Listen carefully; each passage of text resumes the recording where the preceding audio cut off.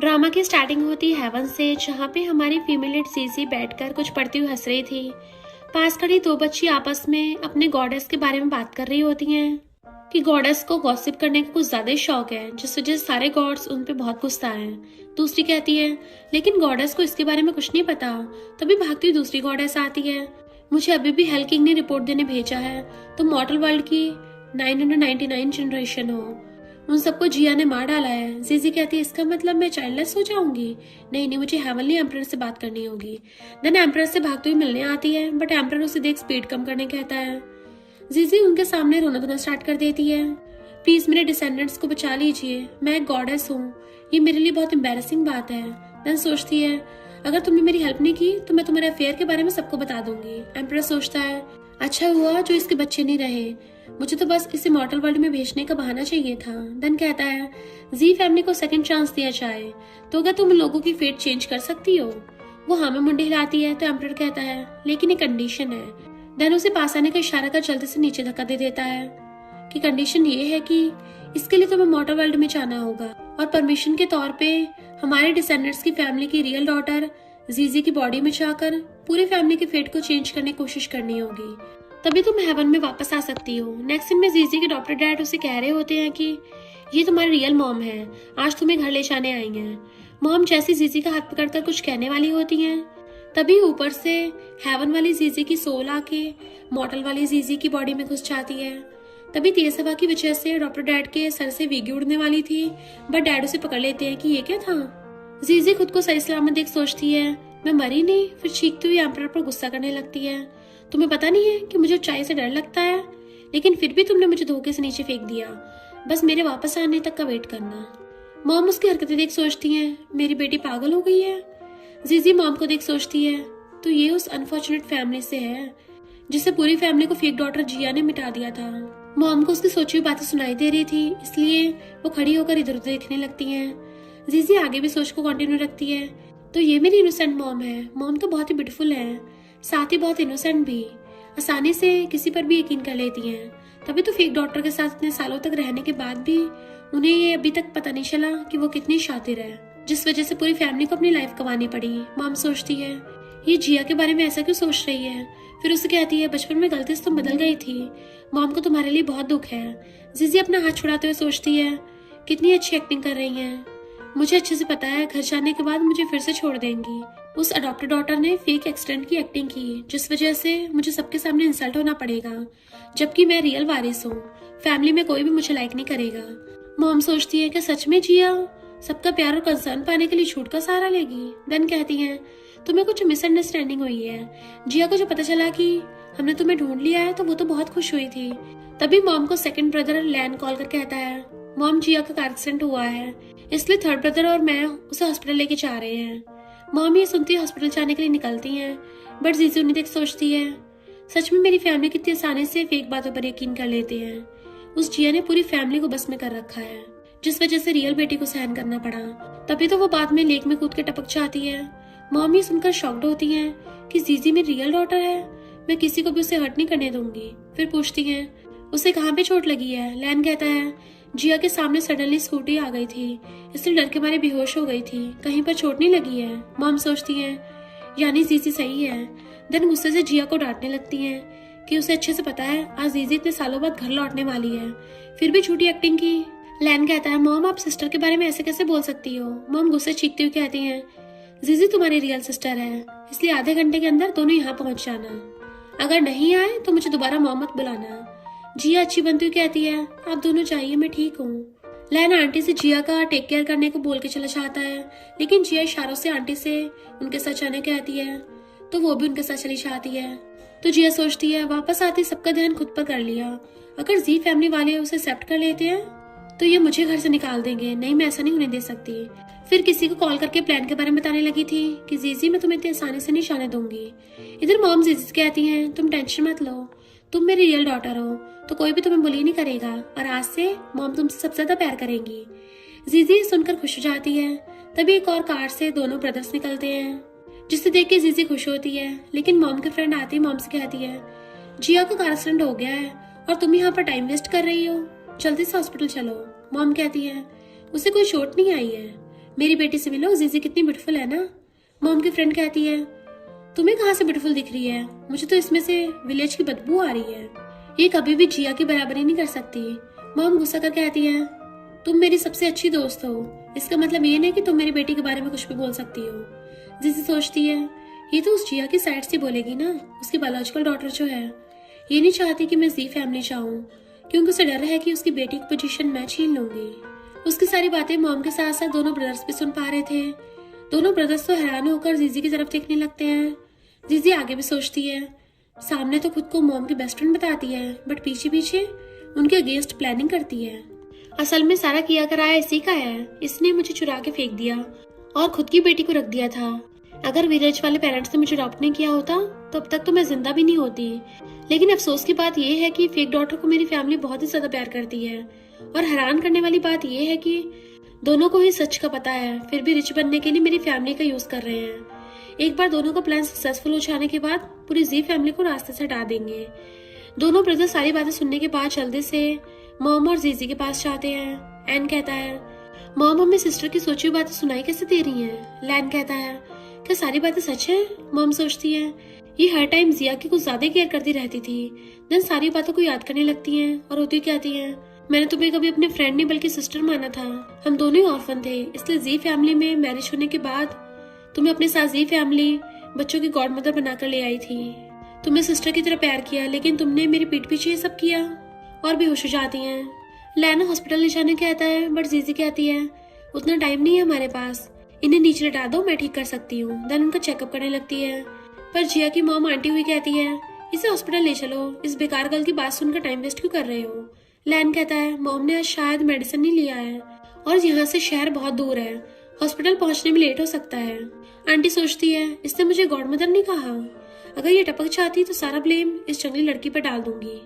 फिर तीनों बेटों को अपने काबू में कर पूरी सी फैमिली पे अपनी बेटी जिया के साथ राज करूंगी। देन कहती है, तुमने मेरी फ्रेंड के साथ क्या किया है। जीजी गुस्से से पास पड़ी एक नाइफ को मैजिक से अपने हाथ में लेकर आंटी की तरफ इशारा कर कहती है, अगर पास आई तो आंखें निकाल लूंगी। देन मैजिक से मॉम को ठीक कर देती है।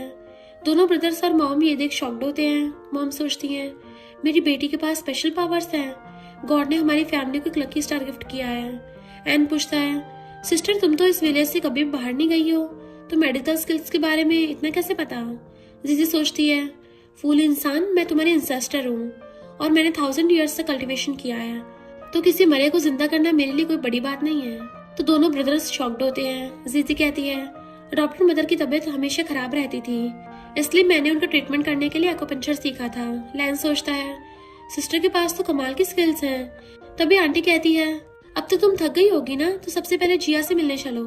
लेकिन मॉम जाने से इनकार करती हैं। तो आंटी जीजी के बारे में बुरा बोलने लगी थी, जिसे सुनकर मॉम गुस्से से उसको थप्पड़ मार देती हैं। दोबारा मेरी बेटी के बारे में एक शब्द भी बुरा मत बोलना, वरना मैं भूल जाऊंगी कि हम कभी फ्रेंड्स हुआ करते थे। देन सारे कार में बैठ के चले जाते हैं।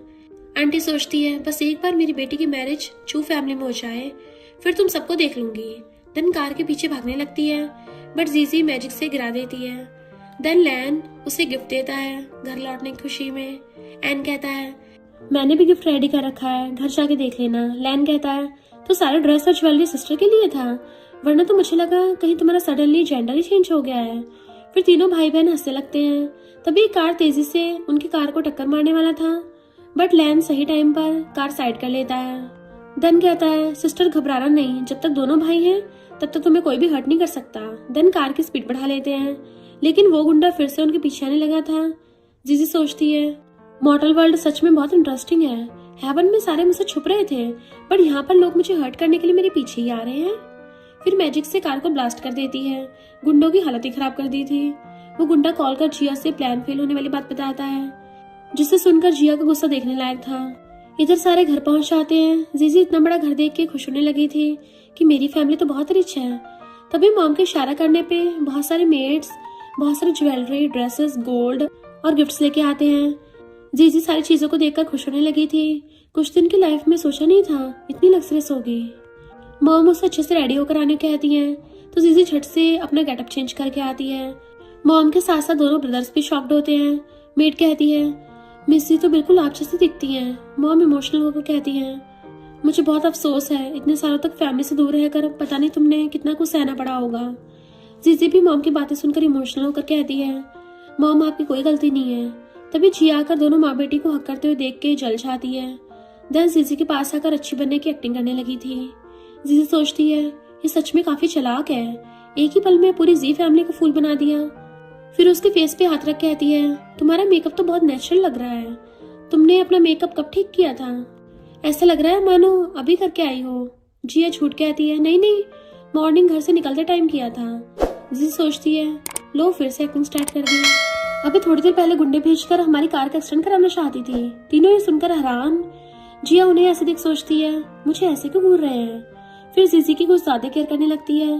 जीजी सोचती है, मुझे लगा तुम इस घर की रियल डॉटर हो। मॉमी सुनकर उसे जीजी का हाथ छुड़ाकर कहती है, जीजी मेरी बेटी है, भला उसकी केयर करने के लिए मेरे पास टाइम क्यों नहीं होगा। तुम हमारे लिए बहुत काइंड और जेंटल हो, क्यों ना तुम्हारे रियल पेरेंट्स के बारे में पता लगाया जाए। वैसे भी क्या तुम सच जानने के लिए क्यूरियस नहीं हो? जिया कहती, नहीं, बचपन से आप सभी मेरी फैमिली हो, आप सडनली ऐसा क्यों बोल रहे हो। तभी आंटी भी लंगड़ाती हुई आकर कहती है, तुम लोगों की वजह से मेरा एक्सीडेंट हो गया है, अब तुम्हें मेरी रिस्पॉन्सिबिलिटी लेनी होगी। मॉम के एक्सप्रेशन को देख पूछती है, आखिर किस बात से मेरे बारे में बात हो रही है। मॉम कहती है, मैं जिया को उसके रियल पेरेंट्स को देने के बारे में सोच रही थी। ये सुनकर आंटी भागती हुई आकर कहती है, नहीं, मैं तुम्हें इसका परमिशन नहीं दूंगी। मॉम कहती है, अरे वाह, ये तो मिरेकल हो गया, देखो ये बात सुनकर तुम्हारे पैर ठीक हो गए। वैसे भी ये तो मेरी डॉक्टर डॉटर है ना, तो तुम इतना क्यों परेशान हो रही हो। तुम्हें देखकर ऐसा लग रहा है मानो वो तुम्हारी बायोलॉजिकल डॉटर हो। तो आंटी बात बदलती हुई कहती है, ऐसा नहीं है, मैंने बचपन से ही उसे पाला है ना। इसके अलावा तीनों भाई भी उससे बहुत प्यार करते हैं, अब तुम उसे दूर कैसे भेज सकती हो। जिया की इसमें की गलती। मॉम कहती है, जब से उसे पता चला कि जीजी घर आ रही है, उसने उसे रोकने के लिए हर संभव प्रयास किए। इतने सालों तक वो सब कुछ फेक था। जिया दोनों ब्रदर्स से हेल्प करने कहती है, बट कोई भी कुछ नहीं कहता। जिया सोचती है, घर आते सबको अपनी साइड कर लिया। फिर खुद की मॉम को इशारे से हेल्प करने कहती है। आंटी कहती है, 3 दिनों में चू फैमिली में ग्रैंडमा की बर्थडे पार्टी है और ओल्ड लेडी ने खास तौर पे जिया को साथ लाने को कहा है। लैन कहता है, मॉम, कुछ दिनों से र्यूमर्स फैल गई हैं, चू फैमिली की ओल्ड लेडी क्राउन प्रिंस की मैरिज जिया से कराना चाहती हैं। एन कहता है, सोच समझ कर काम करना होगा, चू फैमिली पूरे कैपिटल में सबसे रिच और पावरफुल फैमिली है, अगर हमने उन्हें नाराज कर दिया तो बिग ब्रो भी इसे सॉल्व नहीं कर पाएंगे। और दूसरी तरफ हमें हमारा मेल लीड मिस्टर चू को दिखाया चाहता है, बट उसका फेस अभी भी हाइड था। जिसे सोचती है, ची फैमिली रिच होने के साथ साथ काफी पावरफुल भी है, बट र्यूमर्स हैं कि क्राउन प्रिंस हैंडसम तो है, बट उसकी जन्म कुंडली में कुछ गड़बड़ होने की वजह से उसकी तबीयत हमेशा खराब रहती है। डॉक्टर ने बता दिया है कि ज्यादा से ज्यादा 3 साल तक जिंदा रह सकता है। खराब हेल्थ के बावजूद भी उसने हार नहीं माना और पूरे बिजनेस वर्ल्ड में वो बहुत रूथलेस और टेरिफाइंग है। एक गलती पर भी किसी को नहीं बख्शता। 25 की एज में पूरे कैपिटल पर कब्जा कर लिया है। उसके जैसे रेयर पर्सन को जिया थोड़ी ना हाथ से जाने देगी। वो पूरी जी फैमिली को बर्बाद करना चाहती है, तो जाहिर सी बात है कि वो मिस्टर चू के अलावा किसी और से मैरिज नहीं करेगी। आंटी कहती है कि अभी भी तुम लोग जिया को जाने देना चाहते हो। मॉम सोचती है, अब मैं जीजी की जान जोखिम में नहीं डाल सकती, पहले पता लगाना होगा कि जिया चू फैमिली की कितना क्लोज है। आंटी कहती है, क्या तुम अभी भी इस विलेज गर्ल के लिए घर आई मनी को निकाल देना चाहती हो। मॉम कहती है, इसके बारे में तुम्हें चिंता करने की जरूरत नहीं है। तो आंटी गुस्सा होकर चीखने लगी थी, तो जीजी बड़ी चालाकी से उससे बात करते हुए उस पर मैजिक यूज कर देती है, जिस वजह से उसका पेट खराब हो जाता है और पिछवाड़े से आवाज भी आने लगी थी। सारे लोग अपनी अपनी नाक बंद कर लेते हैं, ये कौन इतने गंदे गंदे छोड़ रहा है। तो जिया आंटी को लेकर चली जाती है और जीजी उन्हें जीप निकाल के चढ़ा रही थी। बाद में दोनों माँ बेटी मिलकर बड़े भाई वैंग को अपने साइड रखने की प्लानिंग बनाते हैं। तो आंटी कहती है, वो एक मूर्ख लड़की है, पढ़ना लिखना तो आता नहीं होगा, बस कुछ दिन वेट कर लो, सबके सामने उसकी सच्चाई आ जाएगी, फिर सारे से छोड़ तुम्हारे पास ही आ जाएंगे। जिया सुनकर खुश होती है कि मैं उस विलेज गर्ल को हरा क्यों नहीं पा रही हूँ। सबसे पहले बड़े भाई को साइड करना होगा, इसलिए उसे काम शुरू करने के लिए कहना होगा। बाद में चारों बैठकर डिनर कर रहे थे। दोनों ब्रदर जीजी की बहुत केयर कर रहे थे। जीजी सोचती है, फैमिली में प्यार बहुत है, मैं उनके इंसेस्टर उनसे काफी इम्प्रेस हूँ। लैन कहता है, ब्रो ये बार बार खुद को इंसेस्टर क्यों बोल रही है। एन कहता है, ये कभी स्कूल नहीं गई है ना, इसलिए ऐसे वर्ड्स यूज करती है, बाद में उसे पढ़ना सिखा देंगे। जीजी सोचती है, ये फैमिली सिर्फ काइंड ही नहीं है, सारे बहुत टैलेंटेड भी हैं। सेकंड ब्रदर टॉप सेलिब्रिटी है, यंग एज में ही ढेर सारे रिवॉर्ड जीत के साथ साथ फैंस भी बहुत ज्यादा हैं। लेकिन उस जिया की वजह से सारे फैंस ब्रदर के अगेंस्ट होके उनके बारे में बुरी बातें बोलने लगे। इवन जिया की बातों में आकर एक फैन ने तो उन्हें मारने भी आया था और ब्रदर को माउंटेन से धक्का दे दिया, जिस वजह से वो टपक जाएंगे। ये सुनते लैन के हाथ से श्रिम्प गिर जाता है। जीजी फिर एन के बारे में सोचने लगती है। थर्ड ब्रदर जीनियस होने के साथ साथ काफी इंटेलिजेंट भी है, हमेशा साइंटिफिक रिसर्च में बिजी रहते थे, यंग एज में ढेर सारे इंटरनेशनल अवार्ड भी जीते हैं। लेकिन दुख की बात यह है कि थर्ड ब्रदर ने दिन रात एक करके बहुत सालों के बाद एक फेमस टेक्नोलॉजी डेवलप किया था, लेकिन जिया ने उस फॉर्मूले को चुराकर चू फैमिली को दे दिया था। थर्ड ब्रदर के पास हेल्प के लिए कोई नहीं था, इसलिए गुस्से में आकर पूरी लैब में आग लगा दिया और उस आग में खुद को हर्ट कर लिया। ये सुनते ही एन के हाथों से चॉपस्टिक नीचे गिर जाता है। लैन उसे उठाकर देते हुए खुद भी गिर जाता है, क्योंकि वो भी डर गया था। जीजी सोचती है उस जिया की वजह से उन्हें बहुत कुछ सहना पड़ा था, लेकिन अब मैं तुम सबको प्रोटेक्ट करूंगी। ये सुनकर मॉम के साथ साथ दोनों ब्रदर्स हद से ज्यादा उसकी केयर कर रहे थे। इवन तीनों ही खाने से पहले उसे टेस्ट करने को बोल रहे थे। जीजी चीखते हुए सबको स्टॉप होने कहती है कि सारे डिश बारी बारी से टेस्ट करूंगी। देन सोचती है सबसे पहले और जरूरी काम बिग ब्रदर को बचाना होगा। आज ही जिया एक गर्ल को भेजने वाली है। देन मॉम से बड़े भाई के बारे में पूछती है। मॉम कहती है आज वो कंपनी के कुछ गेस्ट के साथ डिनर पे गई है, क्यों कोई परेशानी है। जीजी सोचती है आज ही बिग ब्रो की सेक्रेटरी से नशा देकर साथ में नाइट स्पेंड कर लेगी। ये बात जब सिस्टर इन लॉ को पता चलेगी तब डिप्रेशन की वजह से खुद को हर्ट कर लेंगी और सारा कुछ बिग ब्रो के सामने ही होगा, जिसे देख के बिग ब्रो पागल हो जाएगा। मुझे कैसे भी करके उसकी हेल्प करने जाना होगा। लैनी सुनकर कहता है मॉम मुझे आज बिग ब्रो की बहुत याद आ रही है, इसलिए मैं उससे मिलने जा रहा हूँ। फिर जीजी को खींचते हुए ले जाने लगता है। एन भी उसके साथ चाहता है। मॉम आंटी के साथ बचपन की कुछ बातें याद कर कहती हैं तब तुमने मुझे बचाया था, इसलिए मैं हमेशा तुम्हें अपनी सिस्टर की तरह माना है। बट अगर तुमने जिया के साथ मिलकर मेरे बच्चों को हर्ट करने की कोशिश भी की तो मैं तुम्हें नहीं छोड़ूंगी। इधर बिग ब्रो वैंग को देखते हैं। वो बहुत टल्ली हो रखा था। सेक्रेटरी इसका फायदा उठाकर उसे जूस में नशा मिलाकर पीने देने लगती है, बट वो पी नहीं रहा था। तब तक तीनों भाई बहन छुपकर सारा कुछ देखने लगते हैं। सेक्रेटरी तो उसकी गोद में बैठकर उसे पटाने लगी थी। एन जल्दी से जीजी की आंखों में और लैन एन की आंखों में हाथ रख देता है कि ये सब बच्चों के देखने के लायक नहीं है। लेकिन जीजी हाथ हटा के सोचती है ये तो दिखने में डोमरिंग सीओ फोर्स क्लब नॉवल की तरह लग रहा है, वैसे दिखने में काफी इंटरेस्टिंग है। एन सोचता है सिस्टर अभी बहुत छोटी है, फिर भी ये सब देखती रहती है। लैन सोचता है आखिर ये चुड़ैल है कौन जो मेरी छोटी सिस्टर को बिगाड़ रही है। देन कहता है मैं जाकर बिग ब्रदर को बचाता हूँ। जीजी मना कर कहती है नहीं भाई मेरे पास एक प्लान है। देन वाटर में मैजिक से नशा मिला देती है। सेक्रेटरी जैसे से वैंग को जूस पिलाने के बाद जैसे पानी पीती है उसे हॉट फील होने लगा था। तभी दोनों भाई आकर बड़े भाई को उठा के बाहर ले जाते हैं। नेक्स्ट सीन में उसी होटल में मिस्टर चू भी गार्ड्स के साथ जा रहा था। असिस्टेंट उसे कल होने वाली पार्टी के बारे में बता रहा था। तभी दूसरी साइड से जीजी आती हुई उसे टकरा जाती है और फिर हैंडसम मिस्टर चू के फेस को दिखाया जाता है। जीजी तो उसे देखते ही उस पर लट्टू हो जाती है। ये कितना हैंडसम है, बिल्कुल प्रिंस की तरह दिखता है। तो ये मिस्टर चू है, जिया का फ्यूचर हस्बैंड। र्यूमर सही थे, ये तो मेरी सोच से भी ज्यादा हैंडसम है। मुझे इस वर्ल्ड की हर चीज से प्यार हो गया है। मिस्टर चू सोचता है इस गर्ल ने तो कुछ नहीं कहा, फिर मुझे इसकी आवाजें क्यों सुनाई दे रही हैं। जीजी सोचती है ये मुझे इस तरह क्यों घूर रहा है, क्या मुझे देखकर मेरे प्यार में पड़ गया। लेकिन मिस्टर चू इग्नोर कर चला जाता है। जीजी गुस्से से कहती है तुम जिया जैसी गर्ल ही डिजर्व करते हो। लैन उसे रोककर कहता है मिस्टर चू से पंगा लेना सही नहीं होगा, उसके फेस से धोखा मत खाना। उस हैंडसम फेस के पीछे एक और खतरनाक फेस छुपा हुआ है। अगर कोई उससे पंगा लेने की हिम्मत करता है तो इस वर्ल्ड से गायब हो जाता है। एन कहता है हाँ अगर दोबारा कहीं तुम्हें दिख जाए तो उसे दूर भाग जाना। जीजी बस मुंह बनाती रहती है। फिर उस सेक्रेटरी को लेकर रूम सर्विस के बहाने मिस्टर चू के रूम में छोड़ने आती है कि जिया अब तुम उससे मैरिज करने का ड्रीम देखती रहना। तभी मिस्टर चू चेंज कर रहा था।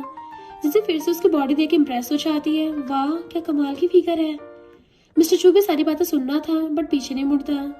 जीजी खुद को होश में लाकर सेक्रेटरी को बैठाकर मिस्टर चू पर कोई स्पेल यूज कर सोचती है तुमने जिया के साथ मिलकर थर्ड ब्रदर का डाटा चुराया था, जिस वजह से मेरा भाई खुद को हर्ट किया था, इसलिए छोटा सा पनिशमेंट दे रही हूँ। उसे जाते हुए देख मिस्टर चू सोचता है इमॉर्टल होने की वजह से मुझे उसके दिल की बातें सुनाई दे रही है। आखिर ये है कौन। यानी मिस्टर चू भी कोई ऑर्डिनरी पर्सन नहीं है। नेक्स्ट सीन में वैंग को होश आते देख मॉम कहती है अगर जीजी ना होती तो तुम अब तक क्लीन ना होते। वैंग हैरान होकर पूछता है जीजी कौन है। लैन कहता है हमारी छोटी सिस्टर। वैंग कहता है तुमसे मिलकर अच्छा लगा। जीजी भी वैंग से मिलकर खुश होती है और बताती मैं तुम्हारे एंसेस्टर हूँ, जिसे सुनकर दोनों ब्रदर हंसने लगते हैं। बट बिग ब्रदर इधर उधर हैरानी से देखने लगा था कि आवाज कहाँ से आ रही है। देन मॉम से पूछता है, मॉम क्लीन ना होने का मतलब क्या था आपका? लैन कहता है, इतने सालों सेक्रेटरी के साथ रहने के बाद भी आपको उसका इंटेंशन पता नहीं चला। उसने आपको नशा दिया था, ऑलमोस्ट सो भी लिया था। वैंग कहता है, नहीं वो ऐसा नहीं कर सकती, पिछले 8 सालों से मेरे साथ काम कर रही है, मुझे उस पर यकीन है। जरूर तुम लोगों को मिसअंडरस्टैंडिंग हुई है। जिसे सोचती है, उस लड़की को तुम्हारी कोई केयर नहीं है, उसे तो बस पैसों से प्यार है। वो जिया के साथ मिलकर ये सारा कुछ बहुत टाइम से प्लानिंग कर रही थी। मास्टरमाइंड जिया ने उसे जानबूझकर ही आपको नशा देने कहा था, ताकि बाद में आपको पपेट की तरह यूज कर सके। कंपनी के सीक्रेट चुरा के दूसरों को देगी, फिर कुछ दिनों में जी ग्रुप पूरी तरह से डिस्ट्रॉय हो जाएगा। वैंग सोचता है, मुझे मेरी सिस्टर की सोची बातें सुनाई दे रही है। लैन इशारों से कहता है, आप बिल्कुल सही सोच रहे हैं, ये हमारी सिस्टर की आवाज ही है। जीजी अपनी सोच को कंटिन्यू रखती है, इसमें बिग ब्रदर की कोई गलती नहीं है। उसे लगा सेक्रेटरी ने ही कई साल पहले उसे बचाया था। असल में जिया को इस बारे में जब पता चला तब उसने सेक्रेटरी को बिग ब्रो के सामने पेश किया था। वैंग सोचता है, अगर उसने मेरी जान बचाई थी तो फिर किसने बचाई थी?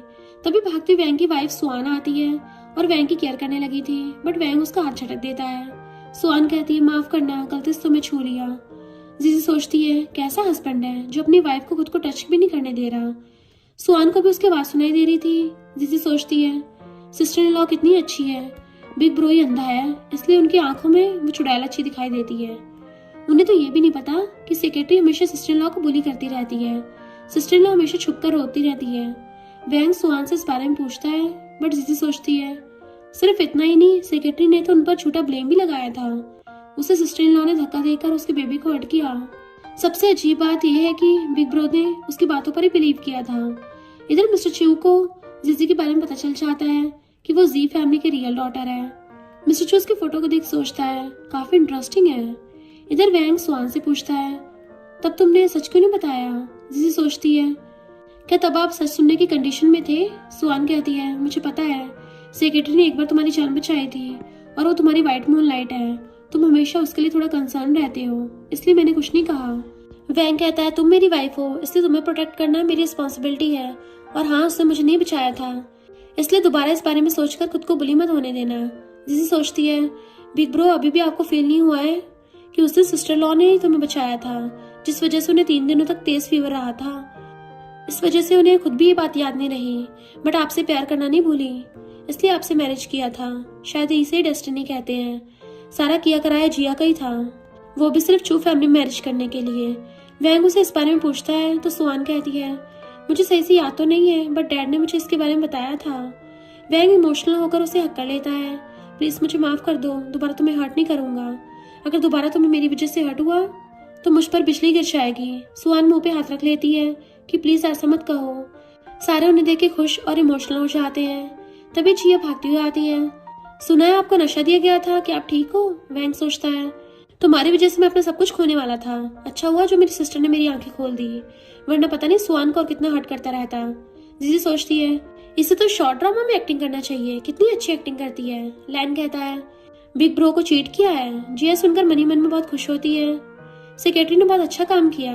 देन सुआन को कंफर्ट करने लगती है, सैड मत हो sister in law, big bro rich होने के साथ साथ काफी हैंडसम भी है। गर्ल्स स्पेशली खुद को ऐसे मैन के सामने कंट्रोल नहीं रख पाती। वैसे भी बिग ब्रो तो आपको लाइक ही नहीं करता। जीजी कहती है, सेकंड ब्रो ने सिर्फ इतना कहा है कि बिग ब्रो को चीट किया गया था, उन्होंने ये तो बिल्कुल नहीं कहा कि बिग ब्रो को किसी गर्ल ने चीट किया है। तुम्हें इस बारे में कैसे पता? जिया कहती है, मैंने बस गेस किया था। जीजी सोचती है, ये इतनी आसानी से सच नहीं बताएगी, मुझे कुछ मैजिक करना पड़ेगा। देन उस पर मैजिक करती है, जिस वजह से जिया को ना चाहते हुए सेक्रेटरी के साथ वाली बात, चैट और कॉल लिस्ट सबको दिखा देती है। जीजी पूछती है, तुम बिग ब्रो की सेक्रेटरी से कब से इतना फ्रेंडली हो गई? जिया बहाने बनाने लगती है, बिग ब्रो घर नहीं आए थे, मुझे उनकी चिंता हो रही थी, इसलिए सेक्रेटरी को कॉल किया था। जीजी सोचती है, इतनी आसानी से सच नहीं बताओगी ना? ठीक है। देन फिर वो उस पर फिर से मैजिक यूज करती है, जिस वजह से जिया सारी बातें उगल देती है। जीजी सोचती है, ये हुई ना बात। जिया सबको समझाने की कोशिश करती है, बट मॉम गुस्से से उसे घर पर कैद करने का ऑर्डर देती हैं।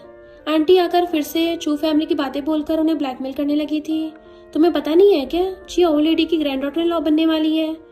मिस्टर चू को अगर ये बात पता चल गई तो तुम्हारी पूरी जी फैमिली को यहाँ से गायब करा देंगे। मॉम सोचती है अब मैं क्या करूँ। जीजी हंसती हुई सोचती है सच में जी अभी भी रिच फैमिली मैरिज करने का ड्रीम देख रही है। देन कहती है अरे मैं तो बताने ही भूल गई थी, उसने जो नशा बिग ब्रो को दिया था उसने खुद भी उसे पी लिया था, फिर पता नहीं बिग ब्रो को छोड़ तुम्हारे फ्यूचर हस्बैंड के रूम में कैसे घुस गई। हालांकि मिस्टर चू की हेल्थ कंडीशन ठीक नहीं है, फिर भी पता नहीं अंदर क्या हो रहा होगा, तभी तो वो तुम्हारे कॉल का आंसर नहीं दे रही है। तभी मिस्टर चू को जी फैमिली आते हुए देखते हैं। असिस्टेंट सोचता है उस लिटिल गर्ल ने मिस्टर चू से पंगा लेकर सही नहीं किया, अब उसकी वजह से पूरी जी फैमिली को बॉस के गुस्से का सामना करना पड़ेगा। उसने सच में बहुत बड़ा कांड कर दिया है। मिस्टर चू एटीट्यूड के साथ अंदर आता है। जिया सोचती है शायद ये मेरी हेल्प करने आया है, बट जैसे ही उसके पास जाती है तो मिस्टर चू उसे धक्का देकर गिरा देता है। जीजी सोचती है ये इतनी जल्दी कैसे आ गया, मैंने इस पर सबसे पावरफुल स्पेल यूज किया था जिसे झेल पाना नॉर्मल इंसान के बस की बात नहीं है, तो ये इतनी जल्दी यहाँ कैसे पहुंच गया। अगर कपड़े उतारने की और पहनने के टाइम भी काउंट किया जाए तब भी कोई इतनी तेजी से कैसे कर सकता है। मिस्टर चू तो उसकी बातें सुनकर हैरान और सारे फैमिली वाले हंसने लगते हैं। एन सोचता है सिस्टर क्या तुम थोड़ा कम नहीं बोल सकती। लैन सोचता है कहा था ना उससे पंगा मत लेना, लेकिन तुम तो कांड करके आ गई। तभी मिस्टर चू के इशारा करने पे सेक्रेटरी को गार्ड लेकर आते हैं। जीजी सोचती है यानी दोनों साथ सोए ही नहीं है, लेकिन मेरी मैजिक फेल कैसे हो सकता है, दोबारा ट्राई करके देखती हूँ। तो सच में मिस्टर चू पर कोई असर नहीं पड़ता। मिस्टर चू कहता है मिस जी हम दोनों एक दूसरे के लिए बिल्कुल स्ट्रेंजर्स हैं, आखिर मैंने ऐसा क्या गलत किया जो तुम्हें बुरा लगा। जीजी सोचती है अगर तुमने पास्ट लाइफ में जिया के साथ मिलकर मेरे ब्रदर्स को हर्ट ना किया होता तो मैं तुम्हारे साथ ऐसा कुछ नहीं करती। मिस्टर चू सोचता है कोई इंसान अपने पास्ट लाइफ के बारे में कैसे याद रख सकता है। देन उसे क्लोज आने लगा था, बट दोनों ब्रदर्स उसे प्रोटेक्ट करते हुए सामने खड़े हो जाते हैं। मिस्टर चू वहीं स्टॉप होकर बैंक से कहता है हम दोनों फैमिली में बिजनेस रिलेटेड रिलेशन है, इसलिए मैं इस बात को यही छोड़ रहा हूँ, बट आगे से अपनी सिस्टर पर जरा ध्यान देना। आज वाला इंसिडेंट दोबारा हुआ तो बात इतने सिंपल वे से नहीं करूंगा। देन जाने लगता है। असिस्टेंट भी मिस्टर चू के बदले हुए बिहेवियर से शॉक्ड होता है कि बॉस इतनी दूर सिर्फ बात करने आए थे। तभी जिया उसे रोकने का ट्राई करती है, बट मिस्टर चू से धक्का देकर चला जाता है। सेक्रेटरी बैंक से सॉरी कहती है तो जीजी सोचती है कितनी शातिर लड़की है, सिस्टर लॉ की जगह मैं होती तो कस के कान के नीचे लगाती। सुहानी सुनकर सेक्रेटरी की जोरदार थपड़ा मारती है। सेक्रेटरी गुस्सा कर वैंग से कहती है क्या तुम भूल गए हो मैंने तुम्हारी जान बचाई थी, फिर भी आप सुहान से कुछ नहीं बोल रहे। वैंग कहता है मुझे पहले से सच का पता है, इसलिए मेरे सामने और दिखावा करने की जरूरत नहीं है। देन सुहान से रोमांटिक बातें करने लगता है। लैन कहता है बिग ब्रो यहाँ पे कुछ सिंगल लोग भी हैं, इसलिए खुद को थोड़ा कंट्रोल कर लो। सेक्रेटरी अभी भी नहीं मान रही थी तो वैंग उसे पुलिस स्टेशन भेजने कहता है। फिर मॉम दोनों माँ बेटी को रूम में लॉक कर देने का ऑर्डर देती है। मेड दोनों को ले जाती है। इधर वैंग और सुहान रोमांस करने में बिजी थे। ये देख जीजी सबसे सोने चलने कहती है। एन तो सब कुछ समझ रहा था, बट लैन समझ नहीं पाता, इसलिए कहता है इतनी जल्दी कौन सोता है। एन उसे आंख मारकर इशारा करता है, बट उल्टा वो पूछता है तुम्हारी आंख को क्या हुआ, कचरा चला गया है क्या। एन उसे दोनों तरफ दिखाते हुए कहता है तो लैन समझ जाता है। तीनों के जाने के बाद मॉम कहती है कल ऑफिस जाने की जरूरत नहीं है, आज रात बहुत हार्डवर्क करना ताकि जल्दी से मुझे ग्रैंडमा बना सको। देन गाना गाते हुए मजे से जाने लगती हैं। इधर जिया बहुत परेशान थी, आखिर उन लोगों का प्यार इतना कम कैसे हो गया। तो आंटी कहती है जरा टेंशन मत लो, कल की पार्टी में ऑलरेडी जरूर तुम दोनों की मैरिज अनाउंस करेंगी, बस एक बार तो मिसेस चू बन जाओ, फिर उन सबसे निपटना आसान होगा। जिया कहती है लेकिन हम पार्टी में जाएंगे कैसे। आंटी कहती है वो सब तो मुझ पे छोड़ दो। तभी जिया गले में पहने पेंडेंट से पूछती है ओ लेडी को सबसे ज्यादा क्या पसंद है।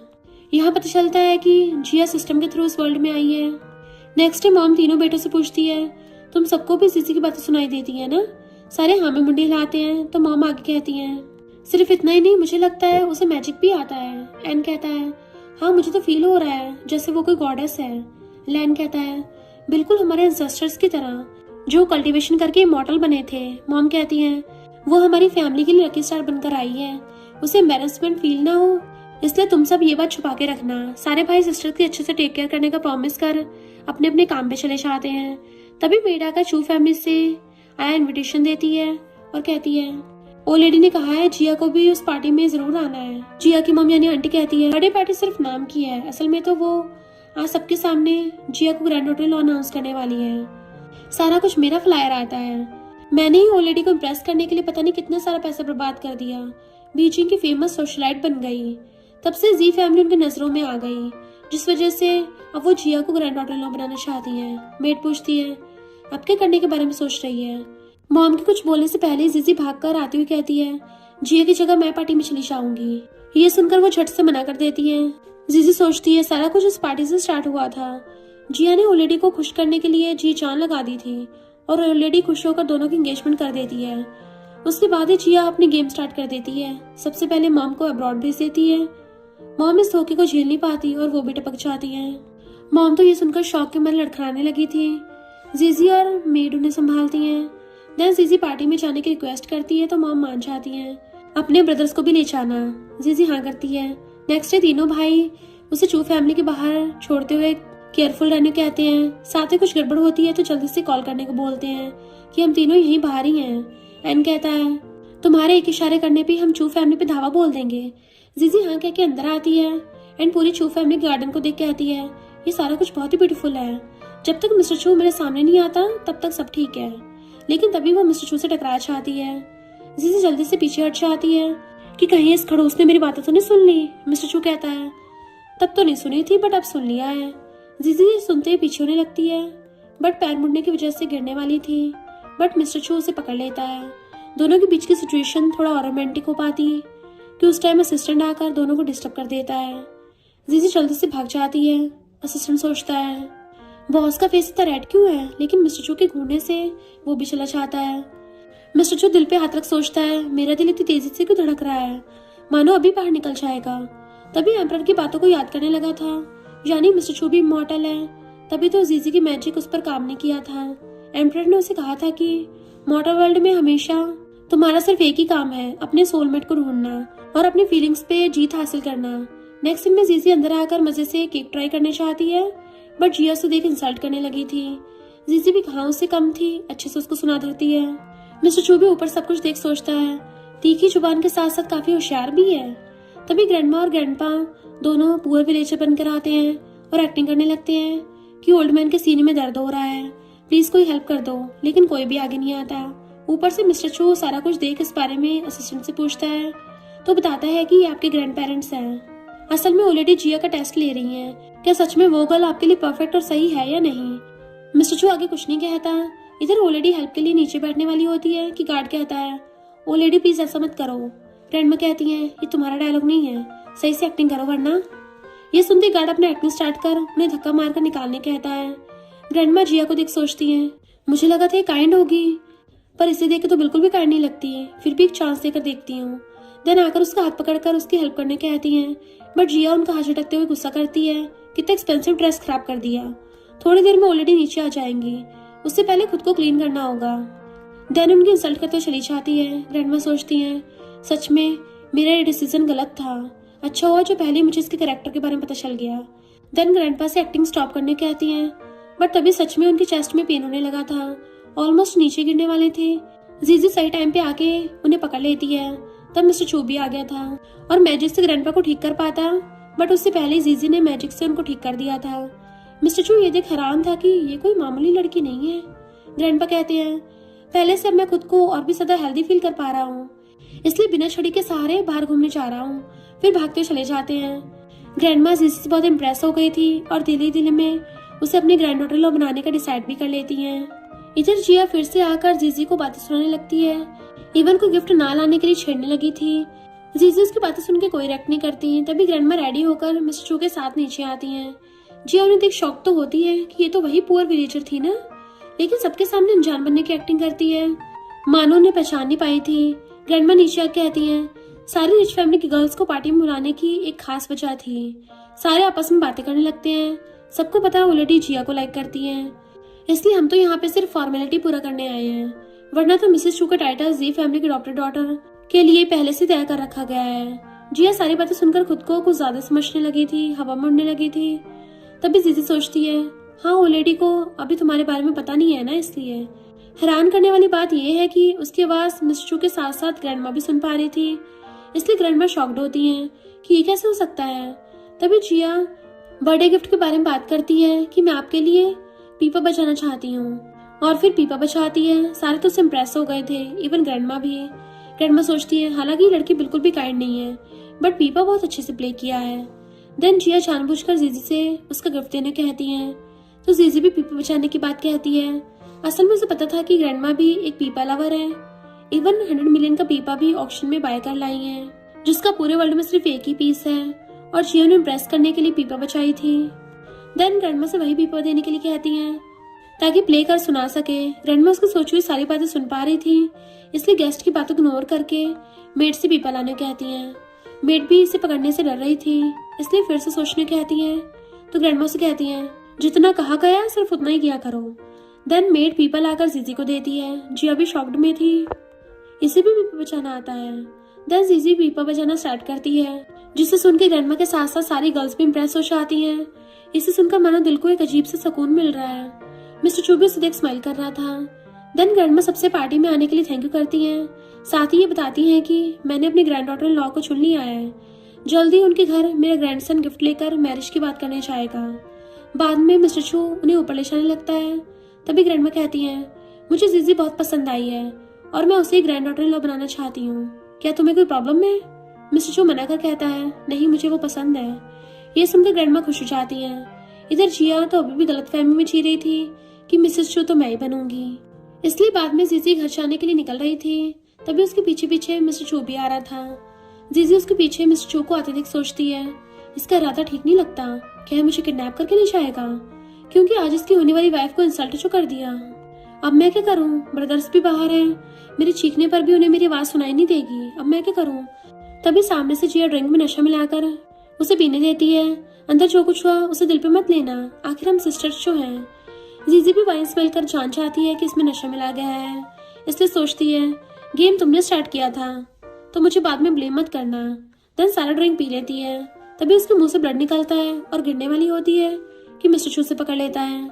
जीजी सोचती है इसने मुझे इतना कसकर क्यों पकड़ा है, पॉइजन से तो नहीं मरूंगी, बट हाँ दम घुटने की वजह जरूर मर जाऊंगी। ये सुनते ही मिस्टर चू से छोड़ देता है। जीजी सोचती है अब तो प्रूफ सामने है, जल्दी से इसे जेल भेज दो, मुझसे ज्यादा टाइम तक बीमार होने की एक्टिंग नहीं की जाएगी। मिस्टर चू ये सुनते उसे छोड़ देता है, जिस वजह से जीजी नीचे गिर जाती है। देन मिस्टर चू असिस्टेंट से जिया को पुलिस स्टेशन ले जाने को बोलता है। बाद में जीजी बाहर आती है, उसके ड्रेस पर ब्लड देख तीनों ब्रदर्स टेंशन में पड़ जाते हैं। इवन एन तो बिना सच जाने मिस्टर चू को ही घूसा मार देता है। लैन कहता है भले तुम हमसे ज्यादा रिच और पावरफुल क्यों ना हो, अगर तुमने हमारी सिस्टर को बुली किया तो फिर हम तुम्हें नहीं छोड़ेंगे। वैंग फिर से उसे मारने चाहता है, बट जीजी रोक देती है कि बिग ब्रो इसने मुझे बुली नहीं किया है, बल्कि इसने तो मेरी हेल्प की है। ये सुनकर एन दोनों ब्रदर्स के पीछे डर के मारे छुप जाता है और मिस्टर चू बिना कुछ कहे वैंग को जीजी का पर्स पकड़ा के चला जाता है। उसके जाते तीनों फिर से जीजी की केयर करने लगते हैं। तुम्हें कहाँ पे चोट आई है, चलो हॉस्पिटल चलते हैं। लेकिन जीजी पहले घर चलने कहती है। घर आने के बाद भी ब्रदर्स उसके पीछे नहीं छोड़ रहे थे कि प्लीज सिस्टर एक बार डॉक्टर के पास चलो। जीजी कहती है मैं ठीक हूँ। देन आंटी को सामने बैठे देख पूछती है क्या मॉम ने तुम्हें रूम से बाहर आने की परमिशन दे दी, एक रूम में 2 दिन तक रहना आसान नहीं हुआ होगा है ना। आंटी कहती है तुम्हें तो पता है ना मेरी बेटी चू फैमिली गई है, मैं बस गुड न्यूज का वेट कर रही हूँ। जीजी सोचती है वो तो पुलिस स्टेशन में है, इतनी जल्दी तो बाहर नहीं निकल पाएगी। आंटी कहती है जी अभी तक आई नहीं तो तुम इतनी जल्दी कैसे आ गई, कहीं ओलेडी ने तुम्हें पार्टी से तो नहीं निकाल दिया है ना। तभी असिस्टेंट चू फैमिली की तरफ से ढेर सारे गिफ्ट लेकर आता है कि ओलेडी ने थैंक यू के तौर पे सारा कुछ भेजा है। इतने सारे गिफ्ट देख के सारों का तो मुंह खुला को खुला रह जाता है। आंटी तो जिया की तारीफ कर जीजी की इंसल्ट करने लगती है। मॉम उसे अपना लिमिट में रहने कहती है तो आंटी कहती है देखो प्रूफ तुम्हारे सामने ही है, जिया के सामने इस गवार का कोई मुकाबला ही नहीं है। ये बात ओलेडी को भी समझ आ गई है। लैन कहता है तुम इस मैटर में ज्यादा क्यों इंटरफेयर कर रही हो। आंटी कहती है क्योंकि मैं तुम लोगों की गॉड मदर हूँ, और अगर ओलेडी को पता चल गया कि तुम सब मेरे साथ ऐसे बिहेव कर रहे हो तो फिर देख लेना तुम्हारी फैमिली के साथ क्या होता है। चल आज मैं तुझे सबक सिखाऊंगी। देन जैसे उसे मारने चाहती है तभी मिस्टर चू आकर उसे स्टॉप होने कहता है। देन अंदर आता है। आंटी पूछती है आप खुद यहाँ पर क्यों आए हैं। मिस्टर चू कहता है मिस दी ने पार्टी में मेरे ग्रैंडपा की जान बचाई है, इसलिए चू फैमिली की तरफ से छोटा सा थैंक यू गिफ्ट है। देन चू फैमिली की जेड ब्रेसलेट को जीजी को देते हुए कहता है इसे ग्रैंडमा ने पर्सनली मुझे तुम्हें देने के लिए कहा है। तभी ग्रैंडमा की बातों को याद करने लगता है। ग्रैंडमा कहती है इसे तुम खुद जाकर जीजी को दे आओगे, उसने तुम्हारे ग्रैंडपा की जान बचाई है, इसलिए ग्रैंडमा हमेशा उसकी कर्जदार बनी रहेंगी और उसे ग्रैंड डॉटर इन लॉ भी बनाना चाहती हैं, इसलिए अब तुम्हें उसे पाने के लिए उसका दिल जीतना होगा। सीन प्रेजेंट में आता है। जिया की मॉम जिया की तारीफ करते हुए जीजी को सबक सिखाने कहती है। मिस्टर चू कहता है, तुम्हें किसने कह दिया कि मैं जिया के लिए यहाँ पर आया हूँ? आंटी शॉक्ड होकर कहती है, इसका क्या मतलब है? मिस्टर चू कहता है, मैं यहाँ पर जीजी को थैंक्स कहने आया हूँ। आज से ये हमारी फैमिली की बेनिफिशियर है। देन उसे ब्रेसलेट देता है और आंटी से कहता है, अगर कोई भी उसे बुली करेगा तो उसे चू फैमिली का सामना करना पड़ेगा। और रही बात उस नमूने की, उसने इसको पॉइजन दिया था, इसलिए उसे जेल भेज दिया गया है। मिस्टर चू की जाते ही जीजी कहती है, हाँ मजे से बैठ के चाय पी रही होगी। तो आंटी जल्दी से जिया को बचाने भागती है। लैन कहता है, कल मैं शूटिंग के लिए बाहर जा रहा हूँ, कुछ दिन बाद ही लौटूंगा, इसलिए अच्छे से अपना केयर करना। जीजी ये सुनकर सोचती है, यही इस शूटिंग के दौरान ही कुछ फैंस जिया की बातों में आकर तुम्हें ऊपर से नीचे धक्का दे देंगे, बाद में तुम्हारी डेड बॉडी भी ढूंढ कर नहीं मिलेगी। सारे सुनकर हैरान होते हैं और तो और लैन डर के मारे शूटिंग में ना जाने की बात भी कहता है। जीजी सोचती है, फिर भी कोई फायदा नहीं होगा, किसी न किसी तरीके से सेकंड ब्रो को लाइफ से हाथ धोना पड़ेगा। लैन सोचता है, जाऊंगा तो टपकूंगा और ना भी जाऊं तब भी टपकूंगा, इससे बेहतर है चला ही जाऊं, कम से कम कॉन्ट्रैक्ट तोड़ने पर कंपनसेट तो नहीं करना पड़ेगा। जीजी सोचती है, अगर ब्रो के साथ मैं चली जाऊं तो शायद उनकी हेल्प कर सकती हूँ। देन मॉम को पटाने लगती है। मॉम कहती है, बट तुम्हें खुद का केयर करना होगा, और तुम अगर जीजी को कुछ हुआ तो वापस घर मत आना। लैन कहता है, यस मॉम। नेक्स्ट डे दोनों लोकेशन पर आते हैं। डायरेक्टर दोनों का वेलकम करता है। लैन पूछता है, डायरेक्टर टीवी प्रोग्राम तो जंगल में होने वाला था ना? डायरेक्टर कहता है, अब इस टीवी प्रोग्राम में वैंग सबसे बड़े इन्वेस्टर हैं, इसलिए उनका आइडिया था कि जंगल में न जाकर विलेज एरिया में फार्मिंग लाइफ कैसी होती है उसके बारे में सबको दिखाने की जरूरत है, ताकि लोगों को पता चले कि विलेज लाइफ कितनी अच्छी है। लैन ये सुनकर खुश होता है, मेरी जान तो बच गई। इधर जिया की मॉम जिया को पुलिस स्टेशन से छुड़ाकर सारी बात बताती है। जिया सोचती है, अब तो तुम भी लैन के साथ मरने के लिए रेडी हो जाओ। जीजी सोचती है, लेकिन अभी तक सेकंड ब्रदर के सर से खतरा नहीं टला है, मुझे केयरफुल रहना होगा। तभी बहुत सारे विलेजर्स के साथ विलेज चीफ को आते देख लैन जीजी के पीछे छुप जाता है। जीजी पूछती है, क्या तुम मुझे ऐसे प्रोटेक्ट करने वाले थे? लैन ने सुनकर सामने आ जाता है। विलेज चीफ आते दोनों के पैरों में गिरकर थैंक यू बोलने लगा था। जीजी उन्हें ऐसा करने से मना करती है। विलेज चीफ कहता है, तुम्हारी फैमिली ने हमारे विलेज में बहुत सारा इन्वेस्टमेंट किया है, जिस वजह से हमें जॉब के लिए बाहर जाना नहीं पड़ेगा, हम तो यहीं पे रह के भी पैसे कमा सकते हैं। जीजी कहती है, आपको थैंक यू करने की जरूरत नहीं है, बस जरूरत पड़ने पर मेरी हेल्प करना। तो विलेज चीफ हाँ कहकर दोनों को रहने के लिए घर देते हैं, साथ ही डिनर करने कह के चले जाते हैं। बाद में दोनों बैठकर डिनर कर रहे थे, तभी जिया का पीछे दो लड़के आते हैं एंड साथ में ड्रिंक करने के लिए कहते हैं, बट लैन मना करता है कि अभी बहुत लेट हो गया है तो कल ड्रिंक करेंगे। दोनों लड़के उसे फोर्स करने लगे थे, तो जीजी ब्रदर से कहती है, ठीक है साथ ड्रिंक करने दो।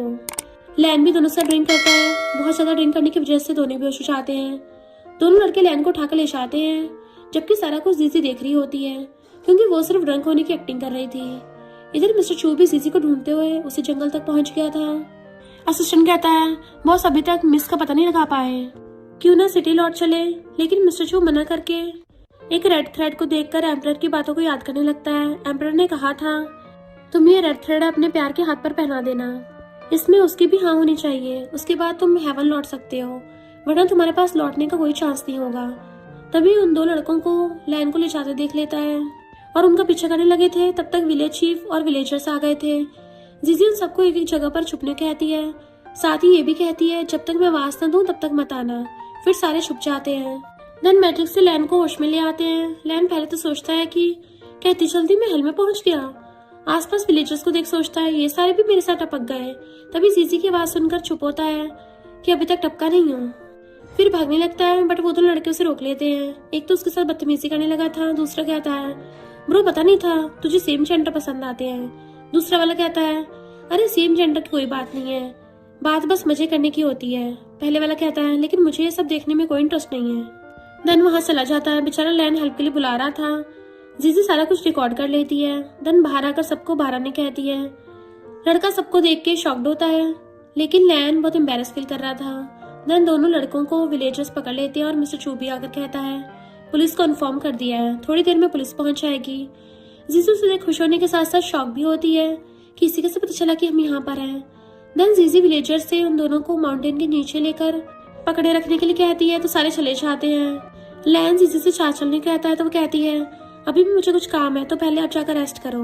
मिस्टर चू कहता है, मैं मिस जी को कंपनी देने के लिए यही रुकूंगा। लैन कहता है, खबरदार अगर मेरी सिस्टर को हर्ट किया तो फिर देख लेना। चाहे तुम कितने भी रिच क्यों ना हो, जी फैमिली तुम्हें नहीं छोड़ेगा।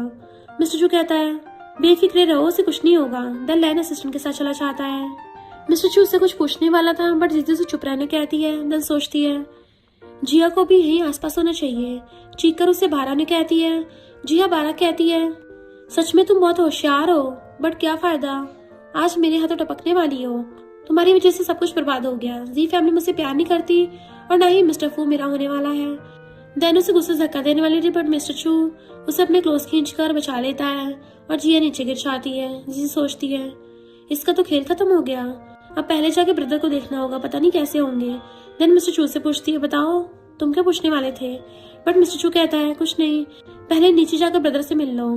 तभी जिया को बुरी हालत में गिरी हुई देखती है बट तभी सिस्टम उसे दोबारा लाइफ देती है एंड वो जिंदा हो जाती है। यानी जिया भी पास्ट लाइफ से इस वर्ल्ड में आई है। बाद में उसे घर पे देखते हैं, अब बहुत गुस्से में थी, इसलिए कैसे भी करके जी फैमिली को बर्बाद करना चाहती थी और अपने रियल मॉम से कहती है कैसे भी करके सेकंड ब्रदर के सर्च के डॉक्यूमेंट्स को चुरा के लेके आओ ताकि चू फैमिली को इसे सेल करके जीजी को सबक सिखाएंगे। फिर जब जीजी घर आती है मेड को परेशान देख पूछती है तुम्हें क्या हो गया। मेड बताती है जिया की मॉम घर आई थी और सेकंड यंग मास्टर के रूम के आसपास थोड़ी देर तक खड़ी रही। मैं थोड़ी देर के लिए बाहर गई थी, न्यू मेड को पता नहीं था इसलिए उसे अंदर आने दिया। मैडम को पता चल गया तो वो मुझ पर गुस्सा करेंगी। जीजी ये सुनकर चू फैमिली के लिए निकल पड़ती है। थोड़ी देर बाद दीवार कूद के अंदर आती है और सोचती है डाटा जरूर मिस्टर चू को दिया होगा, पास्ट लाइफ में सेम ऐसे ही हुआ था, लेकिन इस बार मैं मेरे सेकंड ब्रदर को कुछ नहीं होने दूंगी। इधर मिस्टर चू बैठकर जीजी के बारे में सोच रहा था। इतने में सिस्टर आके बताता है कि जीजी दीवार कूद के घर में घुस गई है। मिस्टर चू ये सुनकर खुश हो जाता है, चू फैमिली आई है, इसका मतलब मुझसे मिलने जरूर आई होगी। असिस्टेंट से पूछता है मैं कैसा दिख रहा हूँ। असिस्टेंट कहता है बॉस अगर आपको मिस्टर से प्यार हो गया है तो आप उनसे शादी क्यों नहीं कर लेते। मिस्टर चू कहता है ये उसकी खुद की ओपिनियन है, मैं उसे फोर्स नहीं करूंगा, उसका धीरे धीरे दिल जीतने की कोशिश करूंगा। अभी मैं शावर लेने जा रहा हूँ, तब तक तुम उसे रोक के रखना। असिस्टेंट हैरान इस टाइम शावर। तभी जीजी अंदर आती है। मेड जानबूझकर मिस्टर चू के रूम की तरफ इशारा करके बता देती है। जीजी सबसे छुपकर मिस्टर चू के रूम में घुस जाती है बट गलती से मिस्टर चू से टकरा गई थी। उसे देख सोचती है मैं कितनी लकी हूँ जो इतने हैंडसम मैन को नहाते हुए देख पा रही हूँ। देन उसके चेस्ट को दबाते सोचती है इसे दबाना कितना अच्छा लग रहा है, सच में यहाँ के मैन बहुत हैंडसम होते हैं। मिस्टर चू पूछता है क्या तुम्हें पसंद आया, तो बिना टाइम वेस्ट किए कह देती है कि हाँ बहुत ही ज्यादा पसंद आया। मिस्टर चू उसके हाथ को अंदर डालते पूछता है क्या अभी ये पहले से भी ज्यादा अच्छा लग रहा है, तो सोचती है ये तो कुछ ज्यादा ही फ्रेश लग रहा है, फिगर की बात ना ही करो तो बेहतर होगा। लेकिन अफसोस इतनी अच्छी बॉडी और फिगर का क्या फायदा जबकि मेन चीज काम नहीं करती, ये फिजिकली वीक है। मिस्टर चू भी सारी बातें सुनकर पूछता है तुम्हें कैसे पता कि काम नहीं करता, क्या तुम पहले ट्राई करना चाहोगी। जीजी कहती है हाँ बिल्कुल। देन सोचती है ये क्या बोल दिया। मिस्टर चू कहता है तुमने खुद हाँ कहा है। देन उसे खींचकर किस करने वाला था। असिस्टेंट आकर सारा कुछ बिगाड़ देता है और दोनों को इस हालत में देख के शॉक्ड होता है। मिस्टर को गुस्से से पूछता है तुम्हें ऐसी कौन सी जरूरी बात करनी है। असिस्टेंट बताता कोई मिलने आया है। आंटी कहती है आपको एन के रिसर्च का डाटा चाहिए था ना, तो मैं आपके लिए इसे चुरा के लेके आई हूँ। मिस्टर चू कहता है तुम्हारे साथ बिजनेस करने का कोई इंटरेस्ट नहीं है। देन उठ के चलने लगता है तो आंटी रोक के कहती है एक बार देख तो लो। तभी जीजी अंदर से आती है तो आंटी देख के शॉक्ड हो जाती है कि तुम यहाँ क्या कर रही हो। जीजी कहती है बेशक तुम्हें पकड़ने के लिए, मेरे सेकंड ब्रदर ने इसके लिए बहुत हार्ड वर्क किया और तुम इसे चुरा के बेचने आ गई। फिर थोड़ी देर पहले का सीन देखते हैं।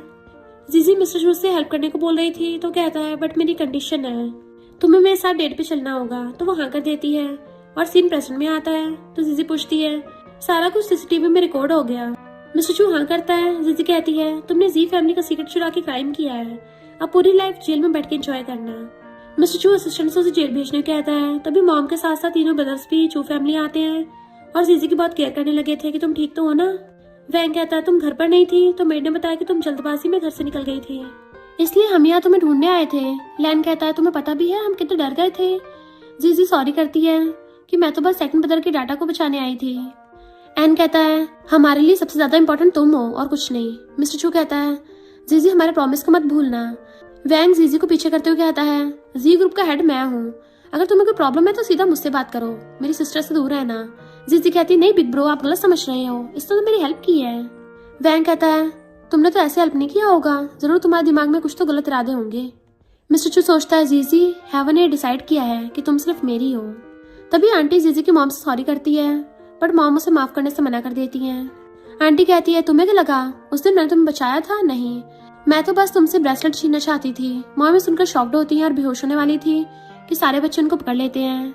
मिस्टर चू आंटी को बाहर निकलवा देता है और जीजी मैजिक से मॉम को ठीक कर देती है। फिर सारे ओल्ड हाउस जाने की प्लानिंग बनाते हैं। जीजी मिस्टर चू का थैंक यू करती है, साथ ही ओल्ड हाउस से आने के बाद मिलने की बात भी बताती है। नेक्स्ट डे ओल्ड हाउस के एंसेस्टर हॉल में आते हैं तो जीजी खुद की ऐसी भद्दी फोटोज लगी देख सोचती है, क्या मैं लोगों की आंखों में इतनी बुरी दिखती हूँ।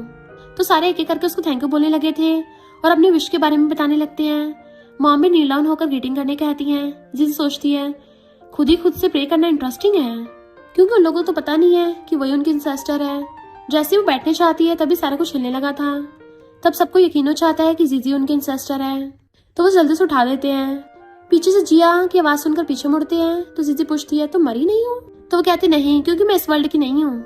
तभी जीजी के मुंह से ब्लड आने लगा था और चेस्ट में बहुत पेन होने लगता है।